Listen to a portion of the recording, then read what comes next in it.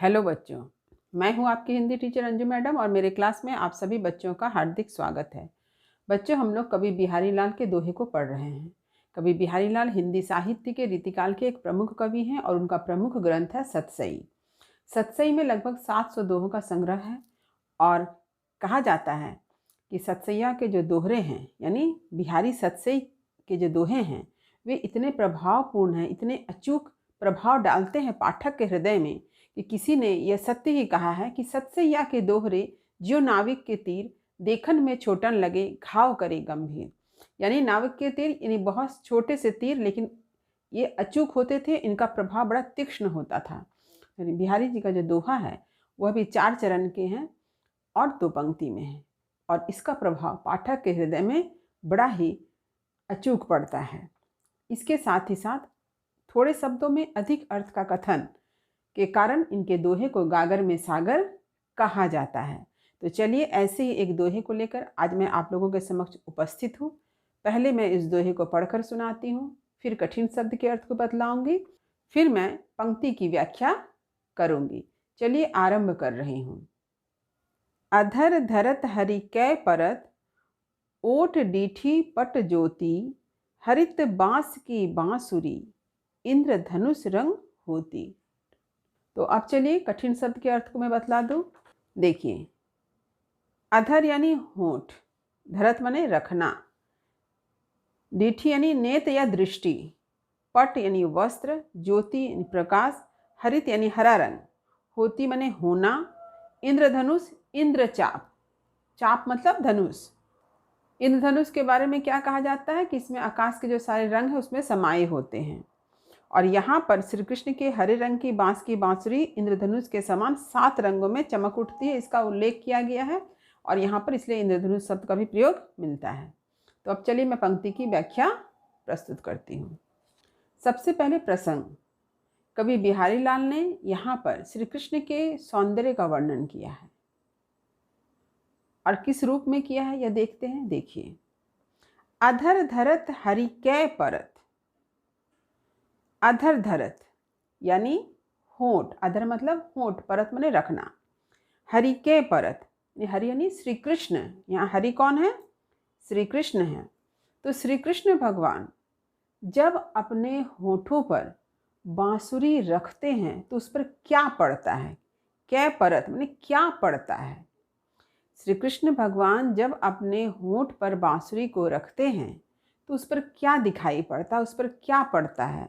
क्या पड़ता है? ओट डीठी पट ज्योति।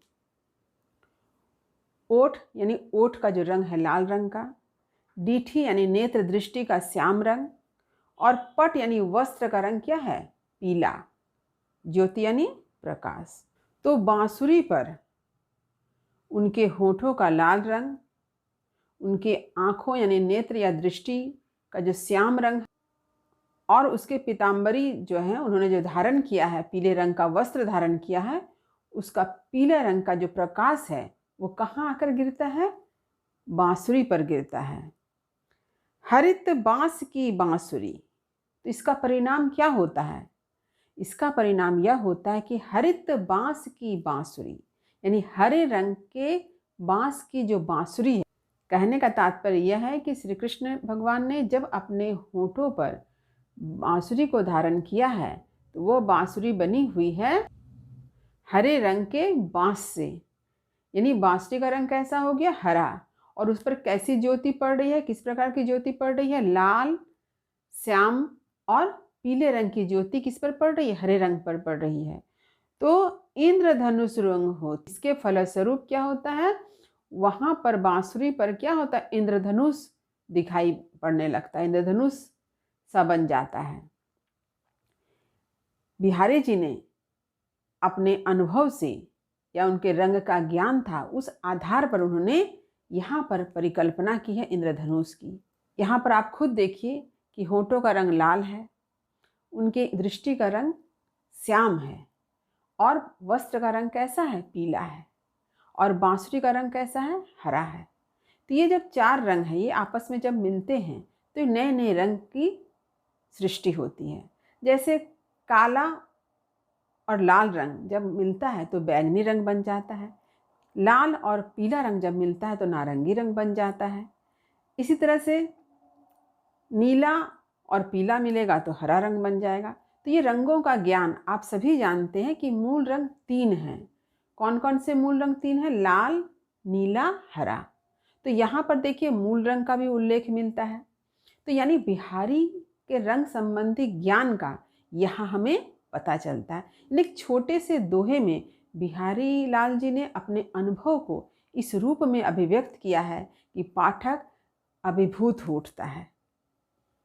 तो श्री कृष्ण भगवान जब अपने होंठ पर यानी लाल रंग के होंठ पर जब हरे रंग की बांसुरी को रखते हैं और उस बांसुरी पर श्री कृष्ण भगवान के आँख का जो श्याम रंग है वह पड़ता है। इसके साथ ही साथ श्री कृष्ण भगवान ने जो पीताम्बरी धारण किया है, पीले रंग का वस्त्र धारण किया है, उसकी भी छटा उस पर पड़ती है, उसका भी प्रकाश उस पर पड़ता है और जिसके परिणाम स्वरूप बांसुरी पर इंद्रधनुष का निर्माण हो जाता है। तो बड़ा ही अपूर्व सौंदर्य वर्णन कवि बिहारी लाल जी ने यहाँ किया है। तो अब चलिए मैं विशेष बतला दूँ।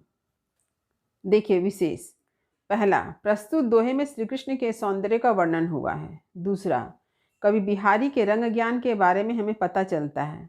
भौतिक शास्त्र में लाल, नीले और हरे रंग को प्राथमिक रंग या मूल रंग माना जाता है। इनके मिश्रण से सभी रंग बनाए जा सकते हैं। इस दोहे में श्री कृष्ण के ओठ का रंग लाल, नेत्र या दृष्टि का रंग नीला तथा वंशी का रंग हरा है और इसी कारण इन तीनों रंगों के मिश्रण से इंद्रधनुष के 7 रंग का निर्माण हो जाता है। इसके साथ ही साथ देखिए मैंने यहाँ लिख दिया है कि होठ के लाल रंग व वस्त्र के पीले रंग से नारंगी रंग बना, लाल व दृष्टि के श्याम रंग से बैंगनी रंग बना। इस प्रकार से आप स्वयं देखिए कि इस तरह से 7 रंग का निर्माण हो जाता है, इसलिए यहाँ पर इंद्रधनुष की कल्पना की गई है।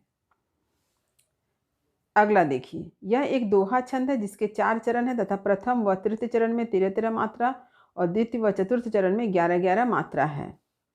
चौथा देखिए, जहाँ काव्य में 1 से अधिक वर्णों की आवृत्ति केवल एक बार होती है वहाँ छेकानुप्रास होता है। यहाँ पर मैंने छेकानुप्रास की परिभाषा बतला दी ताकि आपको ये समझ में आ जाए कि बिहारी लाल के इस दोहे में छेकानुप्रास का प्रयोग किस प्रकार हुआ है। यहाँ अ, ध, ठ, प, ह और ब की आवृत्ति केवल एक बार होने से छेकानुप्रास की छटा दर्शनीय है। और अंतिम देखिए, काव्य भाषा माधुरी गुण संपन्न ब्रज भाषा है। अपार भाव राशि और काव्य सौंदर्य से युक्त यह दोहा गागर में सागर की उक्ति को चरितार्थ करते हैं। तो यह है विशेष।